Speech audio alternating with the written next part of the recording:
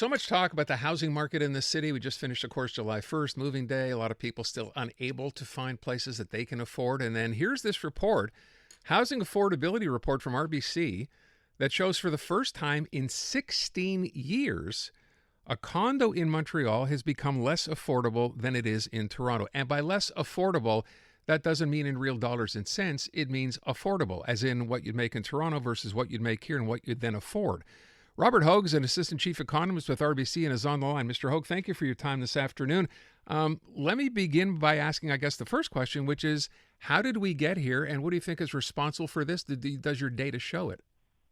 Right. When you look at what has happened in the housing market over the last couple of years, it's been very resilient in Montreal. We've seen some cooling of activity, including in the condo segment, but prices have continued, by and large, prices have continued to rise. And in fact, when you look at relative to where they were 4 years ago, they've risen about 10 to 15%, whereas in the Toronto, it's been the complete opposite in recent years. The condo market has been correcting very significantly. We've seen prices over the last 4 years going down by about 25%. Now, mind you, the starting point was extremely high.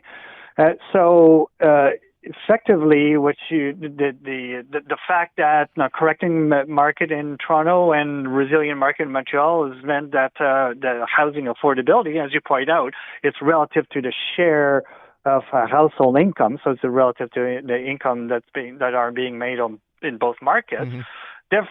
Now Montreal has kind of inched just a little bit higher than it is in Toronto, so it is very slightly less affordable than it is in Toronto in the condo market. Now, let's be very specific. This is only for the condo segment. This is not for single detached homes, where Toronto is still very significantly less affordable than it is in Montreal. So I guess my question would be, how much of this has to do with availability, right? The idea being, obviously, if there's less available in the condo market, it's going to drive prices up because you'll see more demand. Is that part of what's offset here? Because we know that Toronto was just grossly overbuilt for quite some time. Right. I mean, this is part of the reasons why price increase or fall, right? And it is demand relative to supply. And what's been the case in Montreal is that demand relative to supply for condos has been fairly well balanced in supporting higher prices, whereas in Toronto, we've seen a lot of construction started during the pandemic that are now being delivered. And so the supply has increased quite significantly. Inventory, like the number of homes or condos listed for sale has increased tremendously at the time when demand for condos has diminished quite greatly, in large part because investors have essentially completely vacated the space. There are very few investors that are currently interested in buying condos. With respect, you said there's a big difference between housing or homes and condos. Why is that? I mean, as far as availability, I mean, fewer available here. Why Toronto's still that much more expensive? Because a lot fewer single detached homes built in Toronto compared to condos over the past years. Right. And demand, ultimately, a lot of people settle, like in the GTA, for example, a lot of people settle for a condo, but that's not their first choice. It's just that's what is maybe the more realistic housing option. So there's like underlying, when prices decline, there's still more underlying demand for single detached homes, because a lot of people still want to live in a house with a backyard and close to various amenities in the suburbs, for example. So I wonder, by the way, I should point out, we keep talking about Toronto, Vancouver in the same sort of situation, right? With the fact that it's become less affordable, more affordable in Montreal, or less affordable, I guess, in Montreal than it would be even in Vancouver now, as far as condos are concerned. No, Toronto still. Vancouver still holds the prize as the least affordable market across the board. That's including for a condominium in Vancouver. So Montreal is nowhere, like the level of affordability or unaffordability is nowhere close to Vancouver still. I saw Halifax mentioned in here, which always surprises me. I know that market's been doing well. What's going on in Halifax? It's a kind of a similar story to Montreal, where in fact it predates the pandemic. If I go back to the late 2010s, for example, Montreal, Ottawa, and Halifax had become fairly robust markets, and it's in part a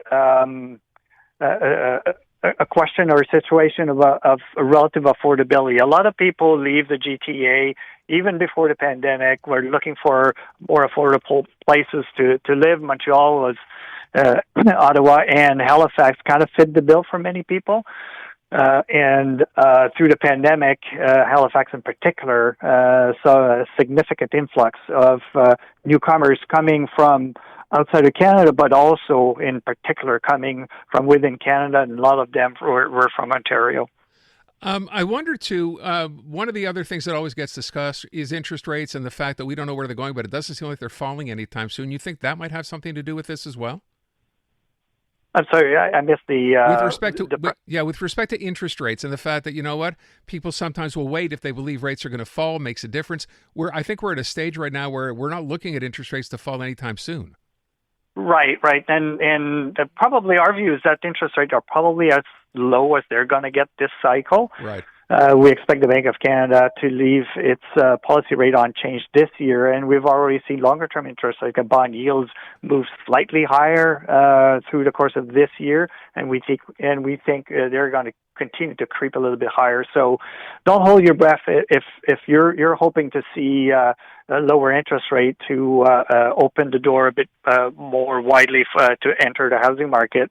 It's probably as of now as low as the interest rates are going to get.